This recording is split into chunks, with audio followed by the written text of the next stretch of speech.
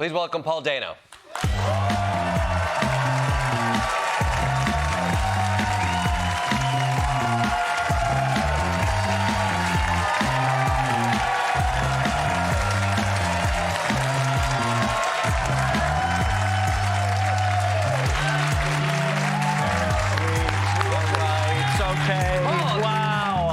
Time on the Daily Show, and they love you. I should have come sooner. Thanks for having me. Of course, look at you're staring down Vladimir Putin in that clip. Yeah. Right? Yeah. You are the titular wizard of the Kremlin in this film.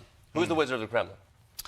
I play a guy named Vadim Baranov, who was a theater director, who then went into the sort of cynical, mercenary world of Russian reality TV, who then got recruited into Russian politics.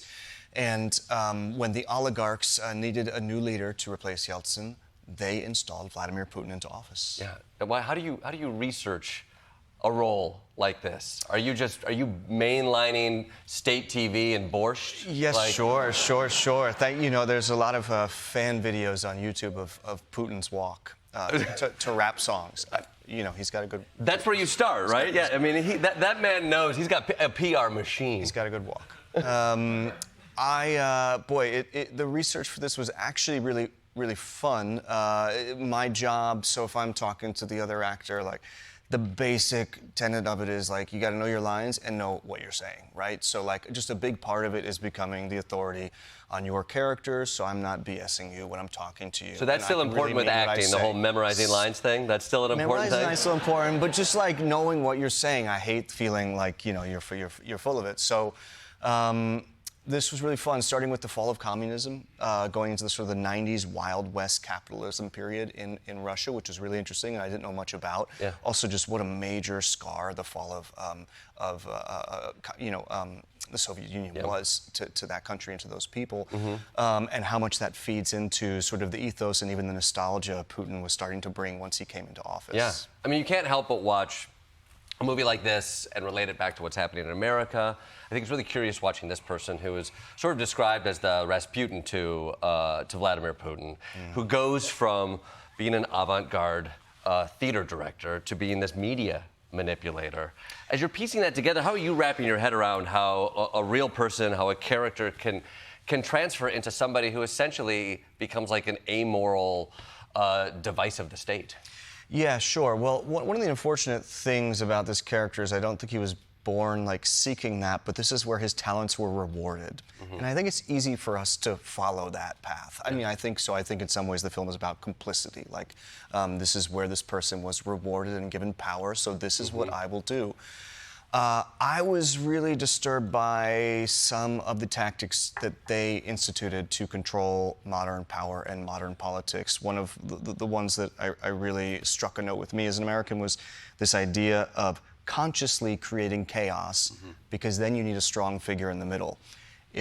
Years later, now we've heard Steve Bannon use the term muzzle velocity, because they're just going to come at you so fast that we can't do anything about it. So I think that there's a pretty big mirror held up in this film, not just to Russia, but to the world at large. I mean, you mentioned Steve Bannon. Now that you've really lived in this world of a manipulator who whispers to an autocrat, do you have eyes on anybody in the Trump administration for your next role? Are you a Steve Bannon? Could you be Steve Bannon? I mean, what you were doing earlier with RFK back there with his super semen. Is that where you? That's what. Right. Trying to put yourself inside the mindset of RFK. Would you start with the voice, or would you start with the super semen? I think you probably just edge for a few weeks. Yeah. And really kind of build up that psycho baby batter That's thing. Right. Yes. That's just Would you? You would go method on something like that? Where Absolutely. You're yes. Yeah. You could see it. You could see if somebody has ejaculated recently on screen. You can absolutely tell. Yeah. The haircuts in this, the Russian haircuts don't do anybody any favors. Was that something you were worried about? No. We traveled through a lot of time. My guy's got a cooler look in the '90s before things go cool south. Avant-garde, but I feel like there's '80s Russia, which is tough. Yeah, but now, all that... I watched a 7-hour Adam Curtis BBC documentary that is just footage from the BBC cameras during that time period that's just cut together. And now it's there's something nostalgic about looking at the fashion of the '90s, right? And the weird jeans and the, I don't know, yeah. I mean, if you look at politics now, I do feel like a Russian authoritarianism might be coming back in style. You are right. There is something to it. Wow. Yeah. I read I don't know that. how I set that up. Yeah. I read that you played the Riddler in the Batman, and I read that you got so into that role that you ended up doing a graphic novel on the Riddler. You jumped into that universe. Yeah, I did. So I feel like I like to do a lot of stuff just to kind of get to page one of the script, you know, just to kind of fill out what's in your body and your voice and all that kind of stuff. And so when I told Matt Reeves, the director of the Batman, about my backstory that I came up with based on his script, he was like, that should be a comic. And I secretly was like, yeah, I think it should be too. Yeah. You know, in my head, I was thinking that. And so I got to write one. It was so much fun. I don't think I'll ever get to work in that medium again, but I absolutely loved working with artists and writing stories. It was really fun. You wouldn't do a Putin graphic novel? That's Jude's territory, and there could be one in the works. We'll see. Okay, don't spoil. Yeah. Before I let you go, you're a man of many talents. You're a writer, director, producer, actor in a band. You do a lot of. It feels like you get overwhelmed. Oh, the band thing? Am I stretching it? You're being generous. Okay.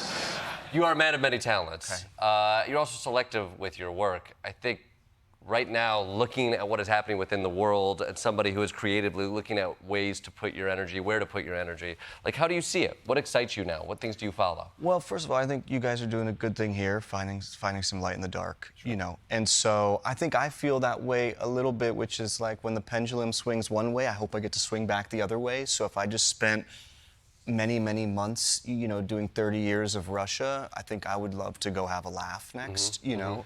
Yeah. We'll see if that's, you know, on the menu, you know.